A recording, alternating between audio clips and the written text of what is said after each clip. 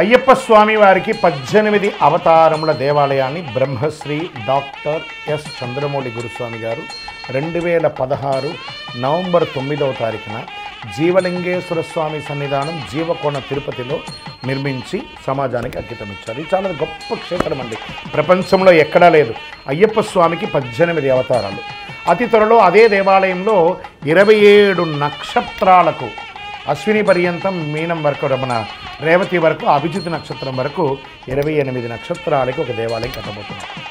ఇంకనూ 54 అడుగుల శనీశ్వర భగవానుని ప్రతిష్ఠ చేయబోతున్నాం. ఇది ఒక చిన్నపాటి అడవి ప్రాంతంలో ఉంటుంది, కానీ సిటీలోనే ఉంటుంది. కపిలతీర్థం, అక్కడ అలిపిరి కపిలతీర్థం జీవకోణ ఎయిర్పోర్ట్ వరకు ఒకటే కొండ కింద అనమాట.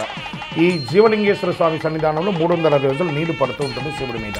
అలాంటి అద్భుతమైనటువంటి క్షేత్రంలో మీరు తిరుపతికి వచ్చినప్పుడు రైల్వే స్టేషన్ బస్టాండ్ నుండి 3 కిలోమీటర్, ఎయిర్పోర్ట్ నుండి 9 కిలోమీటర్ దూరంలో మన దేవాలయం ఉంటుంది. ఉదయం 6 గంటల నుంచి 11 గంటల వరకు, సాయంత్రం 5 నుంచి 8 గంటల వరకు దర్శనం ఉంటుంది. ఖచ్చితంగా మీ యొక్క తిరుపతి దర్శనంలో ఒక భాగంగా ఈ దేవాలయాన్ని దర్శనం చేసుకోండి.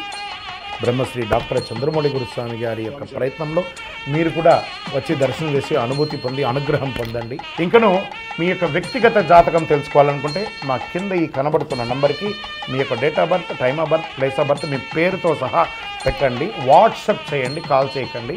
మా వాళ్ళు మీకు రిప్లై ఇస్తారు. విజయోస్తు.